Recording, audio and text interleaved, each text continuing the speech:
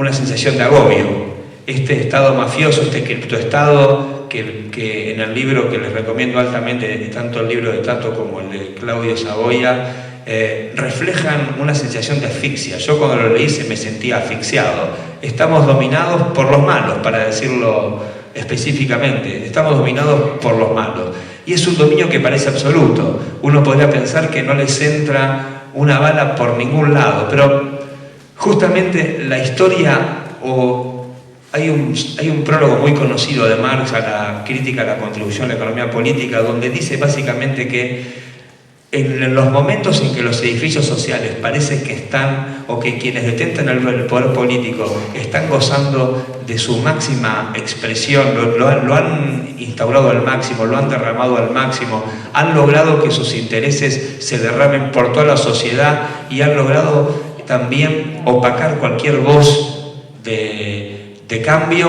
En ese momento, cuando parece que tienen todo cocinado, es cuando por debajo de una lava que está fluyendo y que es el germen del cambio, ¿no? Y uno puede pensar este mundo dominado por el capitalismo financiero, dominado por una lógica financiera, donde los Estados-naciones están sometidos a los bancos, donde los jueces y fiscales trabajan según los intereses del poder político, donde los medios de comunicación están subyugados por la lógica financiera, donde casi no hay espacio para el disenso. Sin embargo, vemos que es un mundo que se cae a pedazos. Grecia, los inmigrantes en Europa, América Latina, que es una usina de ideas, que está hirviendo todo el tiempo con nuevas perspectivas críticas. A mí me parece que es un momento donde, como pocas veces en la historia, es un momento para la acción. Es un momento para eso que Sartre llamaba asumir la libertad, ¿verdad? Asumir que somos sujetos con capacidad de actuar, que no somos otra cosa, que somos personas condenadas a la libertad, que nacemos libres y que a veces tomamos la decisión de depositar esa libertad en otras manos.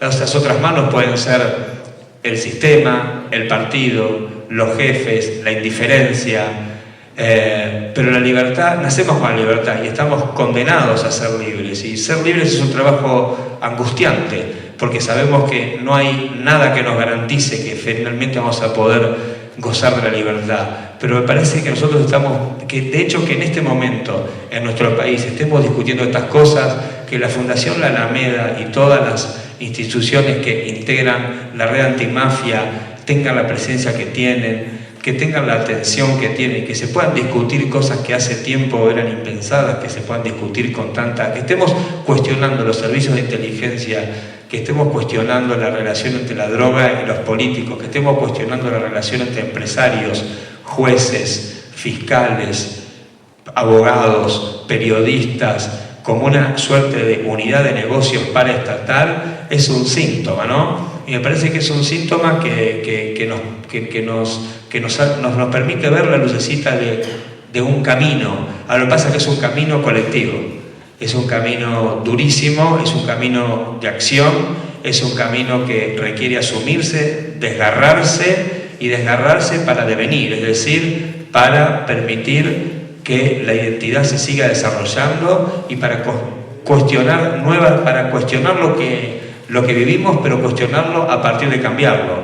No hay otra chance, por eso me parece que era más interesante que yo trate de charlar sobre las condiciones posibles que permiten un Estado mafioso y las condiciones sociales que quizás nos permiten salir de él y fundar de una vez por todas una sociedad relativamente libre, que transitar un camino que han transitado mucho mejor que yo, Claudio o Tato, que tienen datos duros. Era eso nada más, tratar de compartir y de sembrarles el germen de que la única forma de disolver el Estado mafioso es actuando.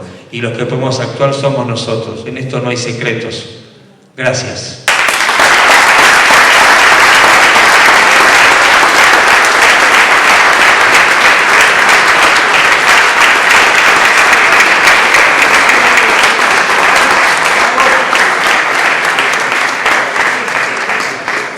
Muchas gracias, Federico.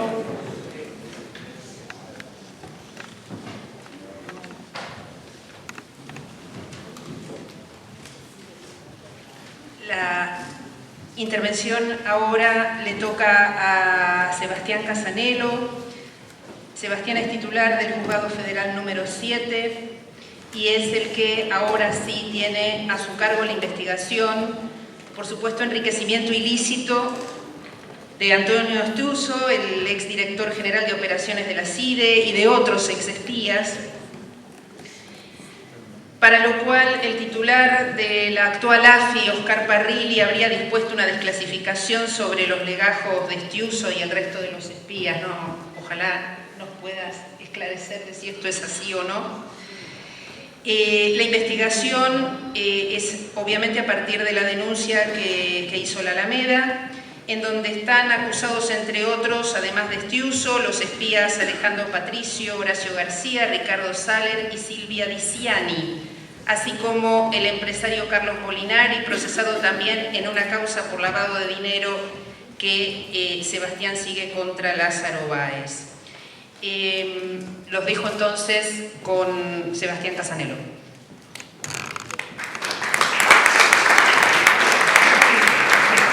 Esperen a escucharme antes de aplaudir. Bueno, buenas tardes a todos. Agradezco mucho a los organizadores la invitación a exponer en este congreso. Los voy a decepcionar y yo sé que sería 10 veces más interesante escuchar lo que yo puedo decir de la causa del enriquecimiento ilícito de algunos agentes de los servicios de inteligencia o tantas otras que tramitan ante el juzgado al que estoy a cargo. Pero en realidad los jueces no es ni timidez, que soy tímido, ni tampoco en mala onda, sino que los jueces tenemos una obligación reglamentaria de guardar estricta reserva de lo que son los procesos en trámite ante nuestros juzgados. Nosotros podemos hablar en líneas generales sobre cuestiones de derecho, podemos explicar nuestras sentencias, esto es muy bueno, el aporte que hizo el Centro de Información Judicial que nos permite publicar nuestras sentencias es extraordinario, porque de ese modo podemos llegar a la sociedad, a la gente, ¿no? Que es algo que todos decían y que creo que ahí radica en realidad la semilla, ¿no? O esta cosa sintomática que decía Fede, pero la semilla para superar los problemas que todos advertimos. Y no crean que no tengo ganas de hablar, en realidad yo me muero de ganas de hablar más de una vez de los procesos que tramitan ante el juzgado, porque estoy acostumbrado, y muchas veces ya cansado, pero ya acostumbrado a escuchar muchas expresiones equivocadas, distorsionadas, a veces no sabes si de buena fe o de mala fe, en relación a lo que nosotros hacemos. Pero tengo prohibido hacerlo. Lo que sí aprovecho para hacer cuando me dan la oportunidad de hablar es decirles que, bueno, que los jueces no somos superpoderosos. En realidad, para suerte de ustedes y para suerte nuestra. No somos superpoderosos. Y tenemos... nuestra actividad está guiada estrictamente por la ley. O sea, lo que nosotros hacemos es interpretar y aplicar la ley, pero además el procedimiento al cual nos tenemos que adecuar está estrictamente reglamentado por la ley. Y yo creo que eso es muy importante, porque si nosotros acá estamos hablando de la clandestinidad, el capitalismo aventurero que dice Fede, que no es otra cosa que escaparle a un sistema de dominación legal moderno, etcétera, etcétera, etcétera, no podemos, por otro lado, auspiciar que nos apartemos de la ley. Y apartarse de la ley en un procedimiento penal es apartarse de la Constitución. Y de hecho, muchas veces hay un falso dilema, ¿no?, que enfrentamos, que vos, Laura, tenés que saber seguramente súper bien, y experimentó con dolor, que es el que hay una falsa eficiencia a veces, que es eficiencia versus garantías. Si nosotros seguimos un procedimiento que se lleve puesto garantías o derechos, a la larga en realidad es mucho más ineficiente que el respeto de esos derechos y esas garantías en la averiguación de la verdad. Porque terminan cayendo esos procesos. Es lo que la verdad le decimos siempre a la policía, nosotros, hagan las cosas bien. Porque si ustedes hacen las cosas mal, nosotros lo vamos a ver, lo va a ver un tribunal de juicio, lo va a ver la casación, lo va a ver la corte. Entonces, es muy importante ser respetuoso de esos derechos y garantías a la hora de seguir el procedimiento, para seguir sobre paso firme, ¿no? Que no caiga. Y también a veces aprovecho la oportunidad, cuando me permiten hablar, en decir cosas básicas, pero que no están tan claras. Por ejemplo, los jueces no podemos actuar sin una demanda de un fiscal. Como cualquier juez, imagínense un juez civil que pasa por la calle y dice, ese declive del techo está cayendo sobre el vecino, entonces llega al juzgado e inicia una demanda por daños y perjuicios. No, ustedes saben que es ridículo, ¿no? Que tiene que haber la demanda de una parte para que los jueces actúen. En penal es exactamente igual, porque eso es constitucional. Entonces, los jueces no somos policías, tampoco somos fiscales. Tenemos que esperar esas demandas. Y recién cuando está la demanda, y la demanda fija el marco de actuación nuestro, recién ahí nosotros podemos actuar. Y así tantas cosas. Por ejemplo, si hay algo que está investigando un juez, otro juez no lo puede investigar, porque viola otro derecho constitucional contra el doble o múltiple juzgamiento. Solemos escuchar la declaración indagatoria, pero en realidad esa audiencia con el imputado, a nosotros el Código de la Constitución nos dice, usted no lo puede obligar a declarar. Y si el imputado miente, no va a tener ninguna sanción. Y así, y así, y así. Hay un montón de cosas que son límites impuestos, que no son solo formas, sino que en realidad son sustanciales, porque hacen al cumplimiento de la Constitución que reglamentan nuestro actuar. Y del mismo modo, tengo que decirle que tenemos un código que nos sigue rigiendo, que es del año 1808. 1808, sí, en realidad 1808, porque el Código Levene que rige nuestra actuación es del 92, pero es copia del Código Napoleónico del año 1808. Córdoba lo empieza a utilizar en el 30, nosotros a nivel federal lo traemos en el año 92, pero es copia del Código Napoleónico 1808, con una instrucción formal, sacra, con un expediente que juntamos 200 hojas, donde el testigo lo tenemos que, viene después de 3 citaciones, lo tenemos adelante, le preguntamos, todo así. Así investigamos nosotros. Y a mí me parece interesante aclararlo, porque si no hay una visión distorsionada de lo que es el trabajo nuestro. Es más, creo que los jueces estaríamos muy interesados en que sea transparente nuestro trabajo. De hecho, para mostrarles que nos esforzamos muchísimo. Pero no yo, todo el equipo de trabajo que está conmigo y tantos otros. Entonces, ojalá se pudiese ingresar en los tribunales para ver eso.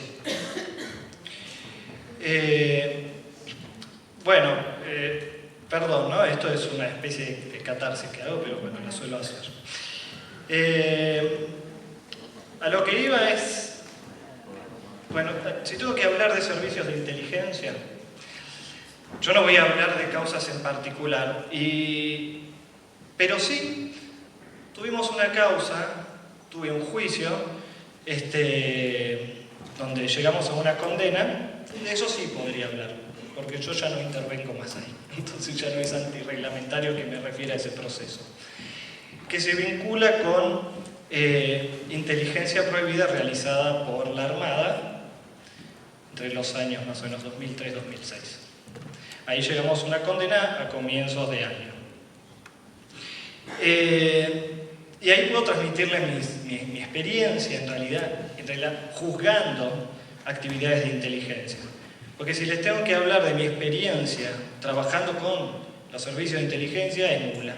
Les puedo decir muy poco. Yo nunca me relacioné con los servicios de inteligencia, y si bien existe la posibilidad de que los jueces convoquen a los servicios de inteligencia para que participen excepcionalmente en una investigación, por cuanto en realidad tienen vedadas las funciones policiales, pero excepcionalmente un juez lo podría convocar, yo decidí no convocarlos, prescindo de los servicios de inteligencia, y les digo por qué. En realidad porque es muy difícil controlar lo que hacen los servicios de inteligencia.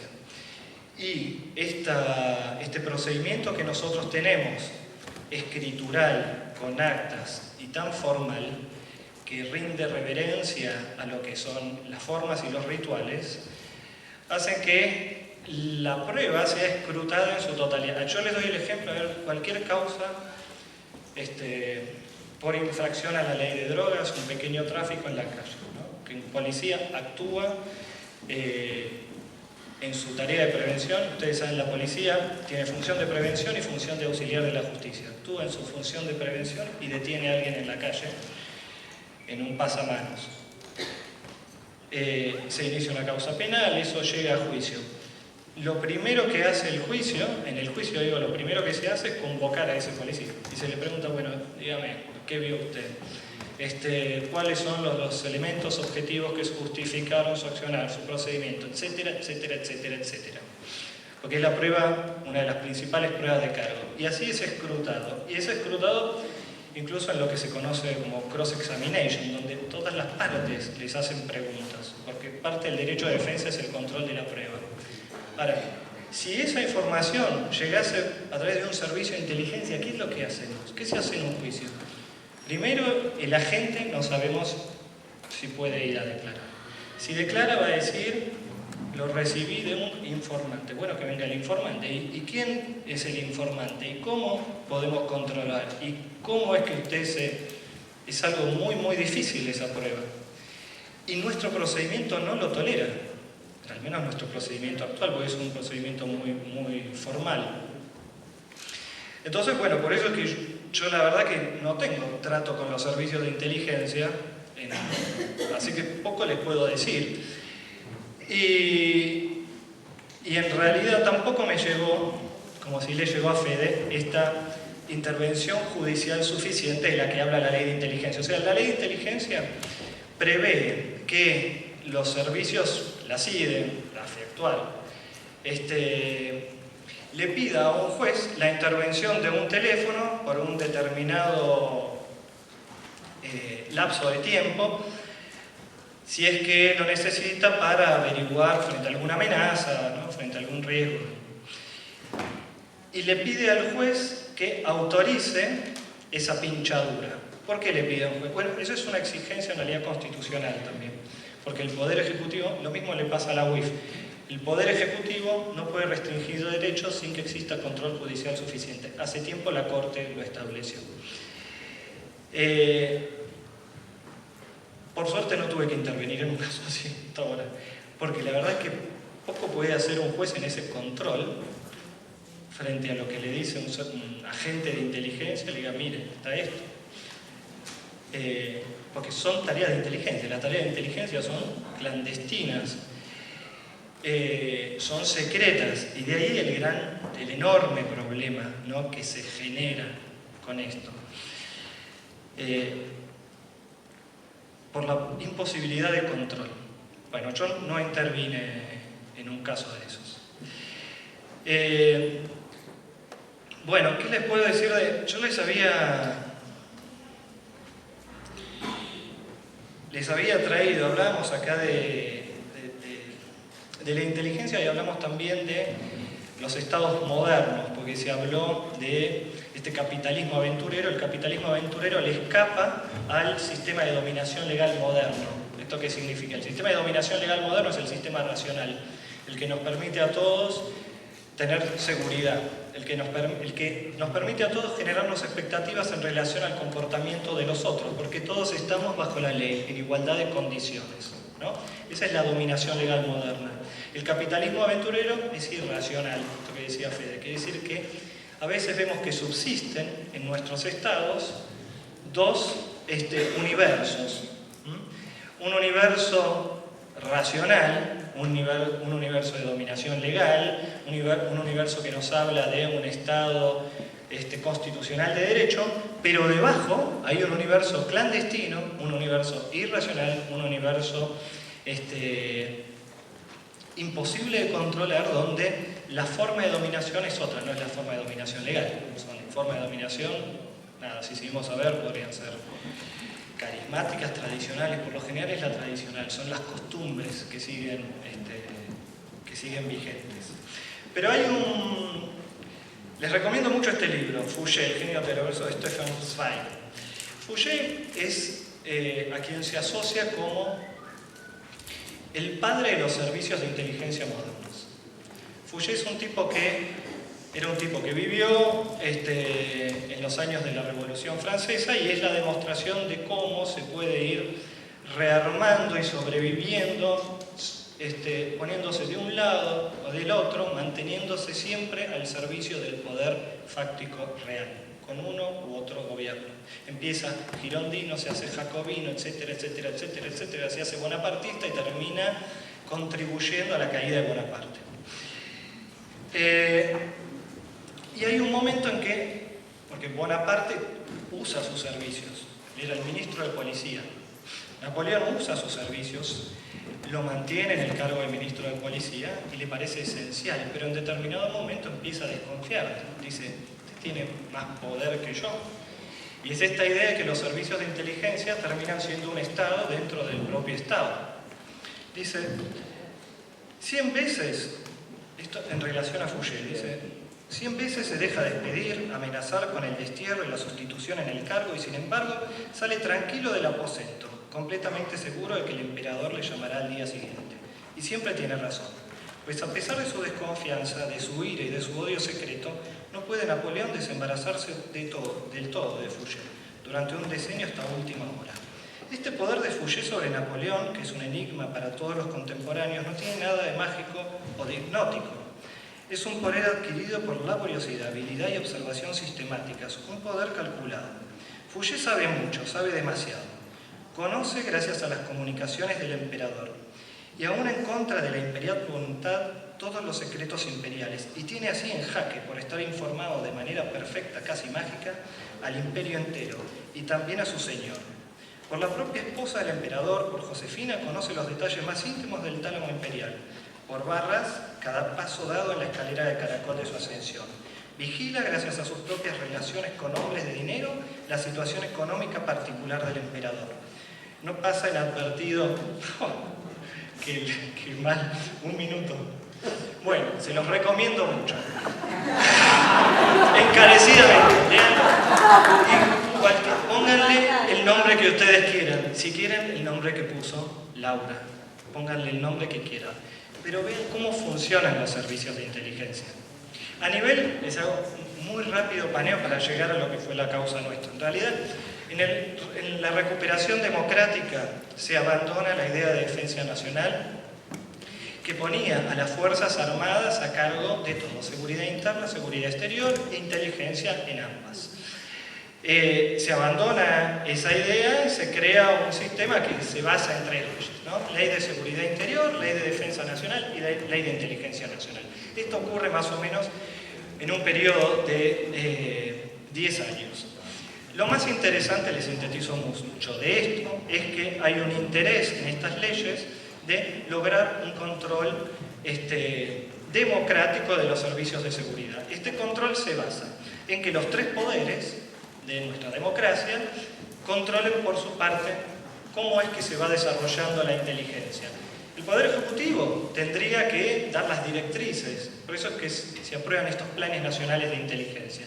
El Poder Legislativo también es sumamente importante, porque es donde funcionan estas bicamerales, que la crea la Ley de Seguridad Interior y la Ley de Inteligencia Nacional. Ahí están las bicamerales, que no están porque sí, sino que tienen que servir para controlar. Y después está el Poder Judicial, que es el garante de los derechos y garantías de los ciudadanos, y somos los que, en caso de que haya un proceso por un hecho ilícito en relación al funcionamiento de los servicios de inteligencia, son los que tienen que actuar.